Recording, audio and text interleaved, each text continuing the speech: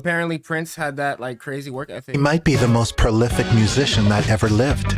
And even though you may never reach even a fraction of his output in your own lifetime, That was a hard shot. here are 6 lessons that you can extract from his creative process that will give you an edge over everyone else. Come on. Lesson number 1, work fast. Back in those days, people didn't make albums on computers. You had to rent a studio for a few $100s a day if you wanted That shit crazy how times changed. to record music. And the I can make a song just from right here where I'm at. studio came with an engineer. In Prince's case, God help that poor engineer. If you did anything that slowed Prince down, you were out of there. That's why Prince preferred working with women in the studio. They worked with 0 friction. And 0 friction equals speed. He'd come in and I'd hand him the bass and he'd play the bass. And he'd put that down and then he'd either go to the keys or he'd pick up the guitar. Susan Rogers witnessed him making a song a day for 5 years. Songs like Kiss and Sign of the Times. He'd play all the parts, sing his lead vocals, sing his backing vocals, add the final stuff. I'd be mixing it. Cared about time. Time was his most valuable asset. We can learn from this. Time. I'm big on that right now. Time. As the song was coming together, and usually a day later, it would be done. Work fast, could do, and we not slow, did chat. do an album in a week. And all he had when he came in was lyrics that he had jotted down in his hotel room. He came in with stationery from Le Parc with the lyrics on it. And he would emerge with a fully written, fully recorded, and fully mixed song by the end of it. He jump on the Crazy. keyboards, you know, guitar. Work ethic was insane. It was just funky, you know. It's like, man, it's like, how do you come up with this? Plays all the instruments on it. He played everything and he mixed it too And he mixed it. in one day. Jesus. Everything was basically one take. Prince was in constant flow. He was like a funnel. It was as if somebody was pouring these songs into him and they would just continue to come out the other end. He raised Sounds about right. It sounds about what an artist is. the bar for how fast you could create a hit song. I've spoken with some of his engineers who worked with him later in his career as well, and we all say the same thing.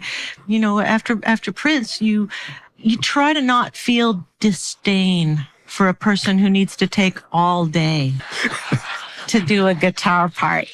You're thinking, why do you have a record deal? The other woman engineer that worked with Prince was Peggy McCreary. She did I Controversy. feel like to blow up, especially now, you kind of need a record deal. If you ain't got a record deal, it's going to be harder to blow up. 1999, and Purple Rain. I mean, we did a song all in one day. Some of them were huge hits. This brings us to Lesson number 2, become a finisher. Peggy McCreary was right there in the room when Prince recorded the biggest song of 1984, the biggest song of his career, in only 2 days. You know, like we Damn. cut When Doves 2 Cry, days? just the 2 of us. 2 It was nice days? to watch that process. He usually started with a drum track, and he did with that one, and then he started building raging guitar and the raging synths and everything. It seemed so overproduced to me. It was the last night we were mixing it. As the night went on, things started coming out. And he kind of unproduced it, if you can possibly do that. And then the last thing he did is he punched that bass out and he smiled at me and he said, "Ain't nobody gonna believe I do this." And he did. He stuck with one idea while it was burning hot until it was finished. But how do you do that? How do you develop that kind of tenacity? Well, you'll need to internalize and live by this next lesson. Lesson number 3, stop trying to be a perfectionist. Do you remember they used to spend a week on a fucking snare sound? It's like, give me a break. And I literally had 5 minutes to get a drum sound. He taught me another side. You know, that little picky, cocained out shit doesn't matter. No, it doesn't. If it's a good song, you get it down, it's a good song. Don't overthink things. Keep it moving. In the overproduced 80s, this was unheard of. In that era, everybody was kind of doing the sterile music where you do 20 I don't care how much money you give me. I ain't ever dressing up like that. An aspect of the creative process is Take the mandatory dinner break while they have doors, the audience comes in, and this is like in a 14,000 seat arena. play a 2.5-hour show, and then he'd get off the stage close to midnight, and now it's time for the night to begin. We would go to a recording studio and we would record all night until the last possible minute when we had to get on a plane or on a bus.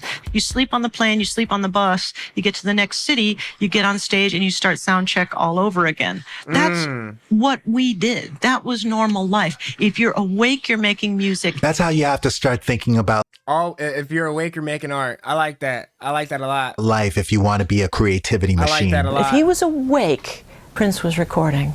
I've never known anyone else who works like that. You're right. I don't think there's anyone as prolific as Prince in terms of just music creation. Yeah, he had an output like some Mozart type shit. Mozart type shit. You start to understand that using your gift as often as possible is your responsibility. It is. Especially if you have something valuable to say. That's when you possessed, you know what I'm saying? You possessed with a mission from the universe, you know? But how do you do that Deep. without burning out? Lesson number 5, sleep. You sleep on the plane, That's right, sleep. you sleep on the bus. Yup, sleep. Prince valued sleep so much that he even had a bed put into the studio. Did you ever see the bed in here? Oh, yeah. Bro, you don't need a lot of hours of sleep. You just need sleep.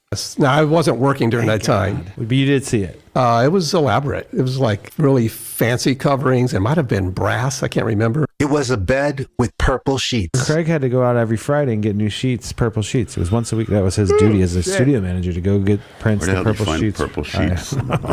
Only him in the history of Speaking rock of sleep, I'm over and yawning and roll. shit. Lesson number 6, develop vault mentality. Prince didn't look at his day like he was recording a song, or even like he was recording an album.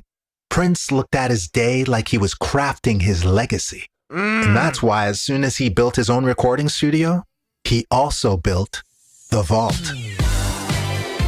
I started the vault. A vault? One of the things I realized would be smart for me Grown-ass man got a to vault be to get all in his his tapes house. together in one place. My goal was, I want us to have everything he's ever recorded right here. If we're going to have a vault, let's have a vault. Because if we get a tornado, if we get a flood, this is his legacy. We need to protect these things. What does the vault look like? It's just this room in the building that just Bro, has... Prince had a vault. Have yet to see the light of day. When you say the word vault, it's really a vault of treasure. I mean, it's like the Beatles stuff. This stuff is incredible on every level with all different type of artists. You see the amount of recordings he has in his vault, it doesn't even make sense. You would think somebody's lived like 300 years and was recording 5 songs a day. Frequently, he would have very, very excellent songs that for whatever reason didn't fit the concept he had in mind. Thinking about the big picture. You know, the work of art called your career. Even if at first it's just a hard drive with your beats on it, or a storage space for your paintings, having vault mentality puts you in a frame of mind of being output driven. Do you think we're ever going to get to hear everything that's in the vault? No.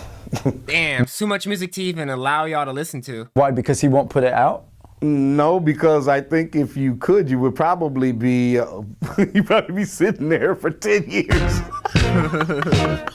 All right, I'll be back at y'all next video. Don't forget to like, comment, and subscribe. I'm getting back to the next one, man. It's B 25-8, all gas, no brakes.